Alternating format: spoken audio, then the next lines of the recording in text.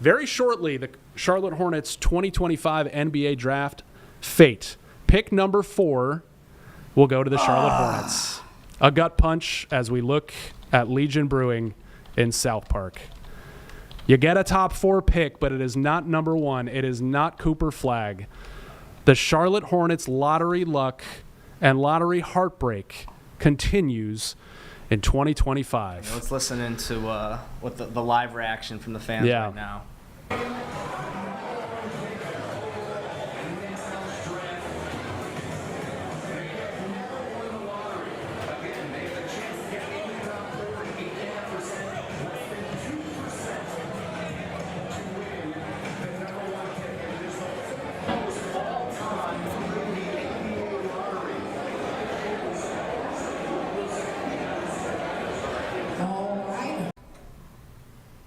The Hornets lottery heartbreak continues here in 2025.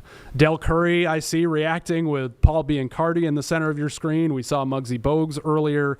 Listen, this is a top 4 pick. That's nothing to sneeze at, right? But everybody thought this was the year. Number 1 pick. They had the top odds, tied with Utah and Washington. Utah and Washington go off the board prior to the top 4. The anticipation before this happening, you thought this was the year. Instead, it goes to the Dallas Mavericks, who, man, you talk about lottery luck.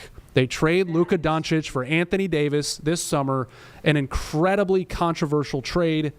And, man, that's tough stuff. So we've got the live reaction, or now really non-reaction, from Legion Brewing in South Park. Hornets once again. No luck in the NBA draft lottery. I can't believe it. So let's see. We got pick 4. Okay, so why don't we open up the scouting reports and see who that could be? You're probably out of range for Rutgers' Dylan Harper. He's probably going 2 or 3. The first guy that comes to mind for me right off the bat, if Ace Bailey from Rutgers is not available, is VJ Edgecombe, the big forward, the wing from Baylor, 6'5", who, we talked about the defensive intensity Cooper Flagg would bring to the Hornets immediately. VJ Edgecombe brings that part. He doesn't bring the other parts of Cooper Flagg's game, but he brings the length, he brings the defensive intensity and want to that, quite frankly, a lot of Charlotte Hornets veterans are going to have as well. As we hear Cooper Flagg, basically all but flying to, booking or renting homes in Dallas already at this point. But Cooper Flagg to the Dallas Mavericks. Not what I expected tonight for sure. The Mavericks came into tonight with less than 2% odds. They had a 77.6% chance at pick 11. Has this ever happened? That's a long way to go. This is crazy. That is a long way to go. So that's 1, 2, 3, or 1, 2, 3. Yeah, that's a heck of a long way to go for the Dallas Mavericks. So when we do have Doug Branson on, and I don't know if you're communicating with him or I should, but so I know Doug had some responsibilities right before he comes on with us, but he's going to break this down with us as soon as he can. When we have Doug on, we got to talk about this. I mean, this is, starting to feel real for Hornets fans that the league just doesn't want them to get that top pick, doesn't want them to win the lottery. And while I think that is, a little bit too much, it certainly has to feel like that at this point, right? You've got to start, and I'm not trying to be a conspiracy theorist or anything, but Dallas, which is a massive NBA market, loses their star, so they just give them a brand new one. I mean, you're starting to convince me, Jeb. It's ridiculous. You are starting to convince me. Those Dallas fans who wanted nothing but Nico Harrison to be gone, and now Nico gets that second chance. I was going to say that's a layup. Really tough stuff for Hornets fans tonight. Although we're going to break down what some of their options could and should be at number 4 in the NBA draft. I really want to hit this home for Hornets. Yes, it's a bummer we did not get Cooper Flagg. That guy is an all-star in the making, going to be amazing. It's more than a bummer. Yeah, it's more than a bummer. It's more, but man, I'm telling you, I think there's some real talent. And you think about it, we've got 3, 4 really talented guys on the floor right now.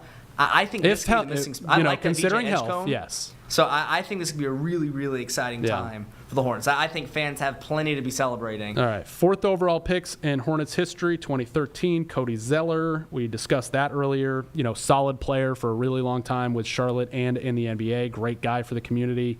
I believe that is the only time they've ever picked 4th. Now, at number 2 years ago, they picked up Brandon Miller. At number 3, 5 years ago, they got LaMelo Ball. So certainly in range at top 4 of a really good basketball player that you want to come in and make an impact right now. And the other thing I'll say about this draft, Jeb, compared to last year's draft, when half of the first 12 picks in last year's draft were teenagers from France. So the league knew virtually nothing about any of these players, especially the one the Hornets took a chance on at number 6 in Tijon Salon. The difference in this draft is you're looking at the list, and if you watch any college basketball, you know who these players are. Dylan Harper, Ace Bailey, VJ Edgecombe, some of the Duke guys, Con Knipple. I'll ask Doug if he thinks, they lost out on Austin Reeves because of the Mark Williams trade fiasco. I mean, is that too high for Con Knipple and all that he brings? Defensively, shooting, all things they need. He's also long and has good leadership traits for such a young kid. You talked about the kid from Texas. There's a kid from South Carolina, Colin Murray Boyles. I think it's probably you're out of range for those. So